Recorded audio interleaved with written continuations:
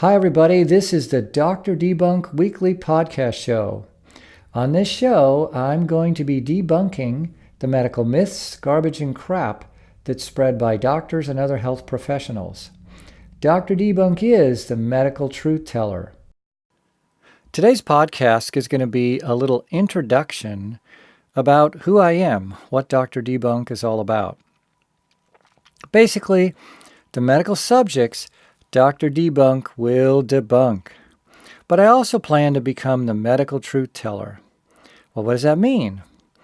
Well, first, I'm going to discuss medical myths, garbage, and crap that's spread around by doctors and other health professionals. Stuff that's in medicine that shouldn't be there. Stuff that's just not correct, misinformation, partial truths. There's just a lot of junk in medicine. That's why I say it, myths, garbage, and crap. But secondly, I want to be the medical truth teller. I want to shine the light of truth on whatever medical subject needs to be illuminated. Dr. Debunk's always going to tell you the truth if the truth can be known. I mean, there's a lot of stuff in medicine we just don't know. In fact, we know more about what we don't know now than ever before. The more we learn in medicine, the more complex it becomes. But if we can know the truth, then I'll tell you. Like a quick example of that would be herbal therapies. I mean, my patients have asked me for the last 32 years to talk to them about herbs. And I'm like, well, I can't because I haven't spent the time to study it. I restrict what I tell people to things that are based on real science, that there's some scientific evidence, at least some, to support that it's true. Because folklore is everywhere when you talk about herbs, vitamins, minerals, nutrients, precursors, hormones, all these magic things that we all want to take to make us healthy. I mean, I do it too. I mean, if we could just take magic natural substances to maintain our health and youth, why not? And that's kind of what herbs is all about. I mean, herbs have biologically active substances in there that can help people. But most of it's based on thousands of years of folklore from a lot of the Eastern countries, especially China. But that's not science. That doesn't mean it's real. And so I've never spent the time to really study it. So people ask me, like, for example, here's a common question. Echinacea. I mean, they say you should take echinacea. It's like an antibiotic. I mean, does it really kill germs? Well, I did look at that once a few years ago. I looked at all the studies I could find. And there are some studies, laboratory studies, that showed it is probably germicidal. But how would you actually use it? I mean, I do use it, but the quantifiable effectiveness of it, it's not known yet. I mean, I couldn't find any really good double-blind, placebo-controlled crossover studies, a lot of words, but basically good studies that show, yeah, you could take it for a certain condition and it would kill germs and help. So I'm going to stick in medicine with what I know, and the wrong things in medicine, the wrong things, not what we do right, so that I can shine the light of truth on it. Now, I don't need to talk that much about the right things we do as doctors. I'm going to be inherently critical about physicians. Because you know what? We can take it. We go to school. We're highly educated. We can take the heat of me criticizing the dumb things we do. But it doesn't take away from the good things. I mean, we treat disease very effectively. If you're broken with disease, hey, you're going to have a better quality life. But that's not what I'm going to be talking about. Regarding that, one thing I'm going to talk to you about extensively is preventing disease. Or more accurately, what we talk about now is how do you be optimally healthy? I mean, optimal health is better than preventing disease. And somehow patients think we doctors know something about this, preventing and optimal health. But we don't. We don't know anything about it. We don't study it. So let me start with those as two examples of something Dr. Debunk is going to do a lot with. So, preventing disease. Doctors don't prevent disease, but we act like we do, and patients expect us to do it. See, it's a problem of defining what prevention means. I mean, we define it incorrectly as doctors. What we tell patients that seems to them to be preventing disease is really not that at all. It's early detection. It's kind of dopey because early detection is important, but it's not prevention. And I'll explain that in detail in a minute. Now, also what's dopey is how doctors imply to patients what optimal health really is. I mean, we imply that it's like taking medications will prevent disease and make you healthy. Wrong, dopey, Dr. Debunk alert. It's just not true. See, we don't directly say we're going to make your health more optimal, better. We just simply imply that if you're free of disease today, that makes you optimally healthy. But that's nonsense, you know. So let me give you some specific examples to explain this. And so I have a little video series, and I've already done the podcast on a series titled The Dirty Little Secrets of Doctors. And the first video addresses the topic I just mentioned, doctors commenting on things we shouldn't. And so this is the preventing of disease. We talk like our blood pressure medicines, our cholesterol medicines, our diabetic medicines prevent disease. But it's fiction, fiction, fiction, debunk, debunk. Because we're giving these medications to correct abnormal parameters, say vital parameters of the human body.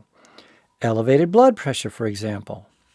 Let's talk about the typical non-diseased person that has high blood pressure.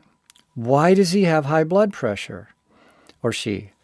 If they're not broken with disease, well, then it's screwy physiology. The body can't keep the pressure normal anymore, and it's caused by a screwed up lifestyle, modern 21st century life.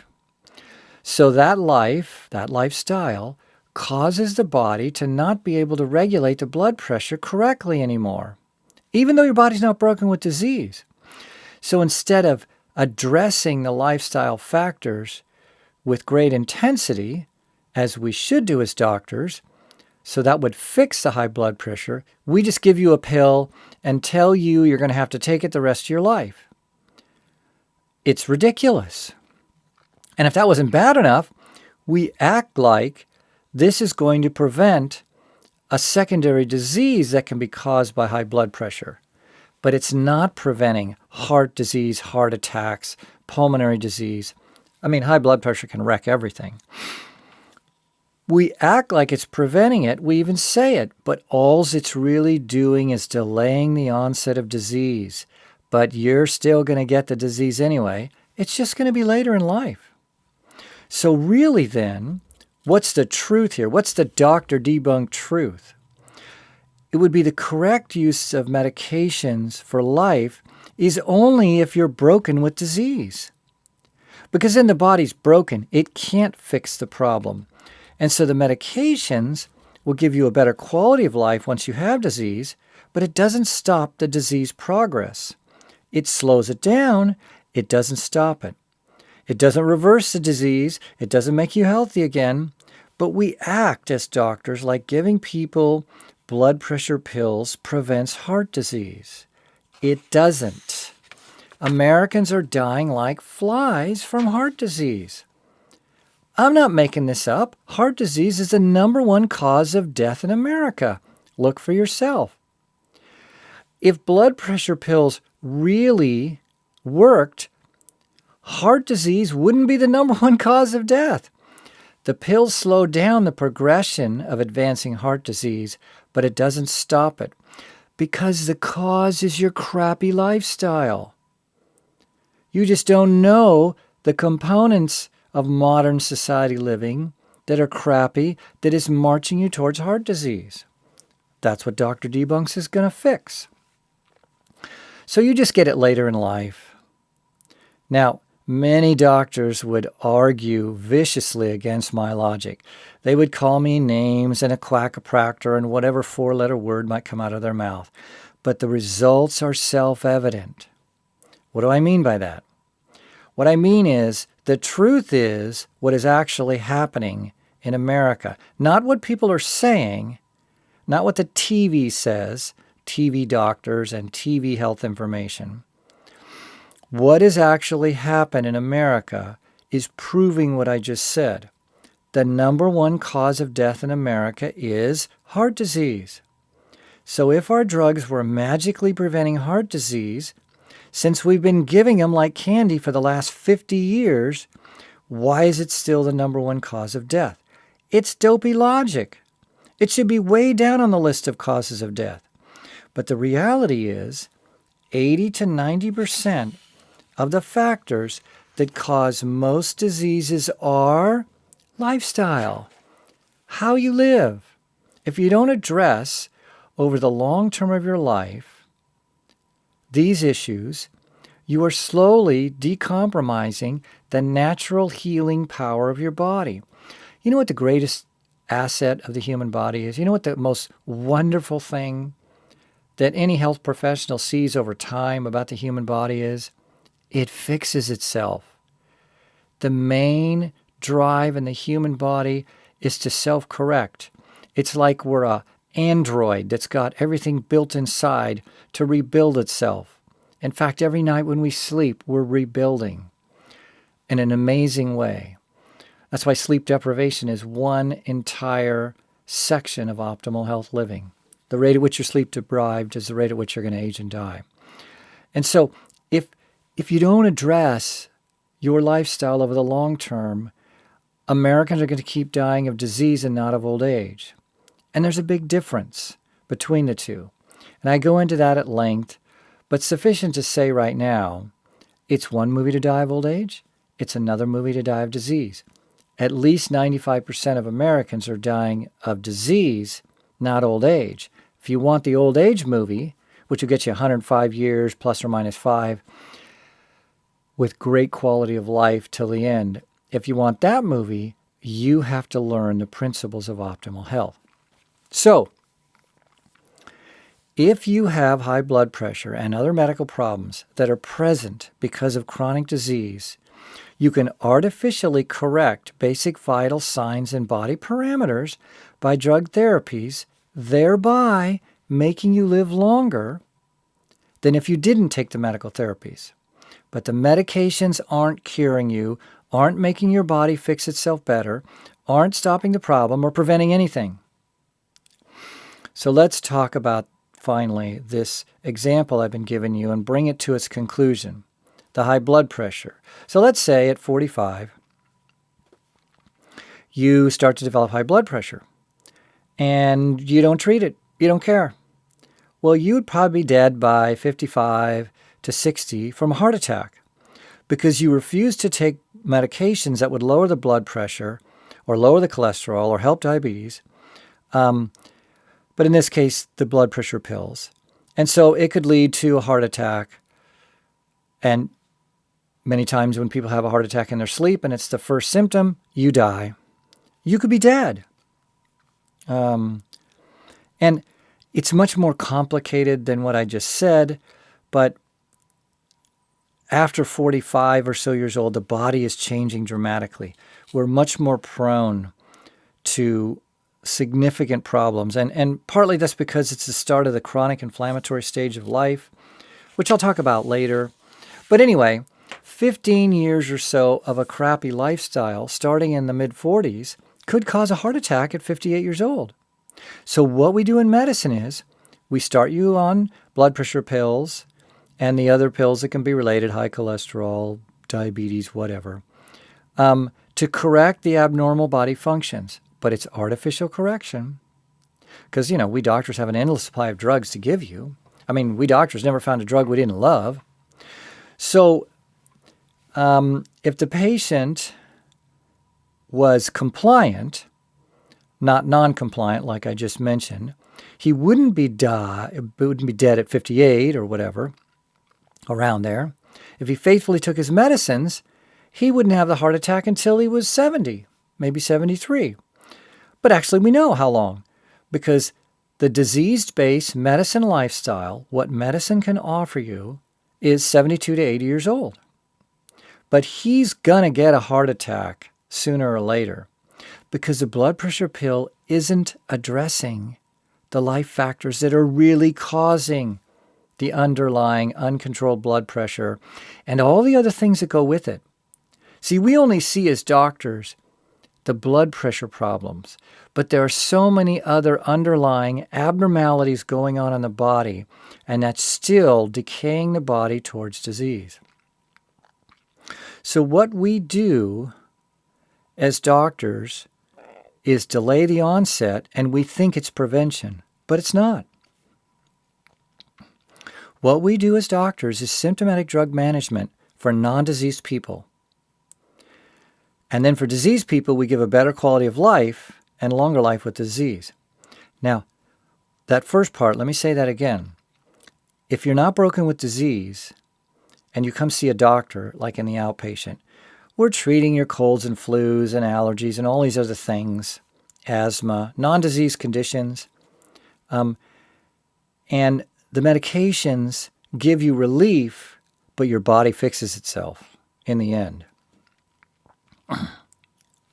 So, that's it about the prevention thing. We don't really prevent anything. I mean, there's some exceptions. It's a little more complicated than I said. But really, only a change in lifestyle will prevent disease. And so, there was 2 examples I said. Here's the second one. People don't realize that we really don't study prevention, as I've mentioned, or optimal health living. Somehow, people think it's part of what we learn, that preventing disease with our drugs, as I just took apart. But it's even worse than that. We think that somehow doing what your doctor says is making you optimally healthy. It is somehow, people think that's what we learn, but it's not. This is what we do as doctors. We study the early detection of disease, how to do that. We study the diagnosing of disease, and then we study the treatment of disease. And I talk about this in great detail in another video called The Dirty Little Secrets of Doctors. But basically, what the American patient thinks is prevention is early detection, as I mentioned. So when you get an annual physical exam, and maybe you like to go to a who-who university like Stanford, Harvard, Davis, whatever, and you get some who-who graduate doctor to do all these tests, and maybe you can even get him to do a who-who MRI scan, and all of this makes you feel really good, but it has nothing to do with prevention or wellness. I mean, when the doctor says to you, okay, we looked at all your tests, and my little exam on you is great, you're perfect. Now, you think that means you're preventing the formation of disease and not accelerating your march towards disease. And some of you might think that that means you're aging as slowly as possible, but it doesn't mean any of that at all. All it means is right now, today, your little hoo-hoo exam with your magic hoo-hoo doctor can tell you that he sees no signs of the early onset of disease. Early detection. What he has just done is an early detection exam, and he doesn't see anything. Now, that's good, that's important, but it means that our exam and our tests, no matter how extensive, don't see any evidence of the early changes of disease in your body. But if it did find something, it would mean you've already got the disease. It's just early on. Like when ladies get breast cancer checkups with mammograms and physical exams. Yeah, it's really valuable to find it early, but all that means is it's early detection. It addresses nothing about the factors that are actually accelerating your aging and accelerating the speed at which you march towards disease. I mean, it has nothing to do with that. So, now's the time, I think, to hear a word from our sponsor. Hi everyone, it's the cold and flu season again, and this year's pretty nasty. Well, do you know what the best cold and flu remedy is? Well, it's a remedy that would be natural, strong, kills viruses, and has some science to show that it really works. Well, that's KSK Cold Spray. KSK Cold Spray is an all-natural, germicidal spray that eliminates cold and flu symptoms in 24 to 48 hours. I proved it in a study of 200 patients, and now we've probably had 700 people that have used the spray. Every year it's curing hundreds of my patients. So don't be miserable anymore. Go to kskcold.com, that's kskcold.com, and you'll love what you read. I'm Dr. Debunk, the medical truth teller. Okay, back from the break. Now, I left off with basically taking apart the annual exam. And it's important that I undo that a little bit. I have to say that these early detection tests are good. They're very important. You should get them. We just sometimes do a little more of it than we need to, and we even deceive ourselves in thinking what it means. But these tests are important. You do want to find any diseases early on.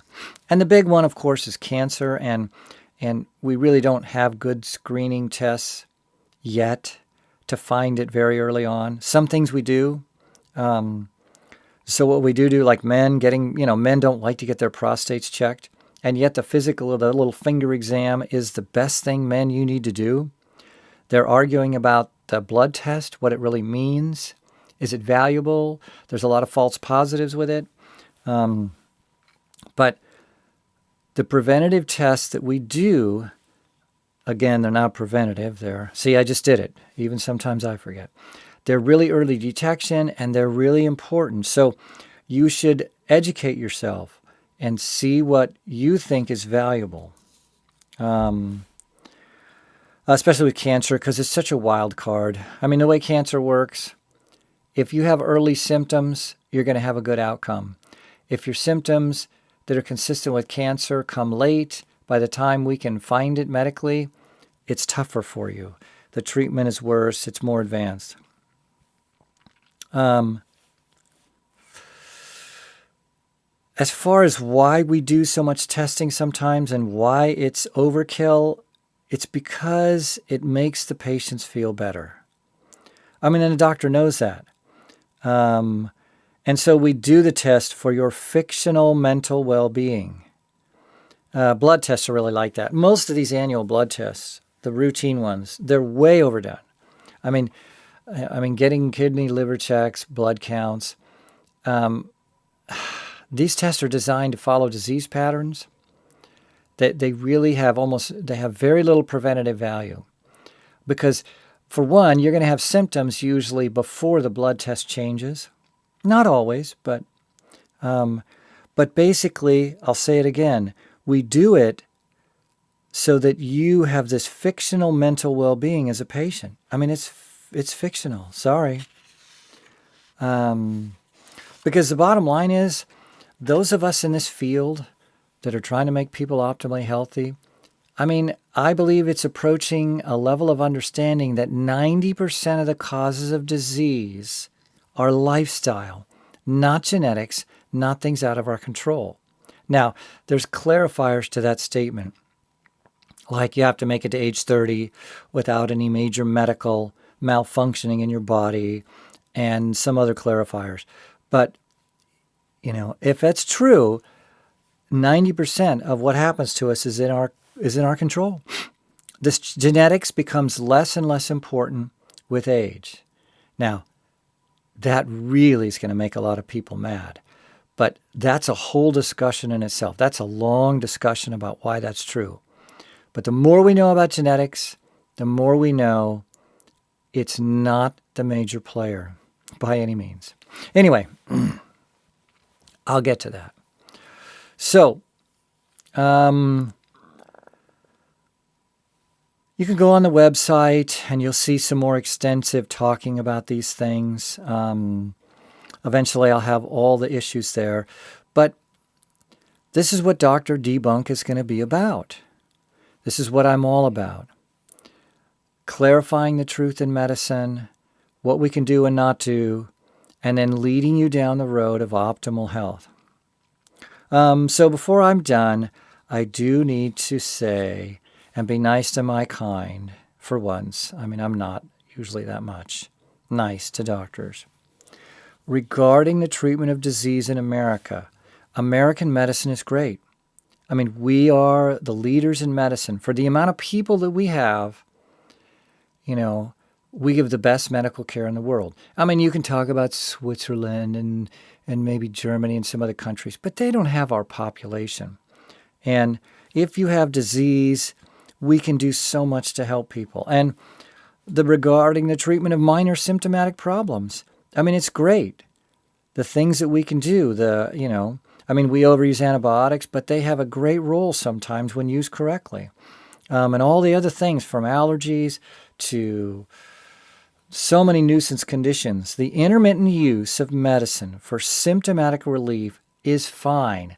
I do it. I'm prone to headaches, and I don't take as much as I used to, but the ibuprofens and the naproxens, the over-the-counter anti-inflammatories, there's so many things that can give you symptomatic relief, and there's nothing wrong with that.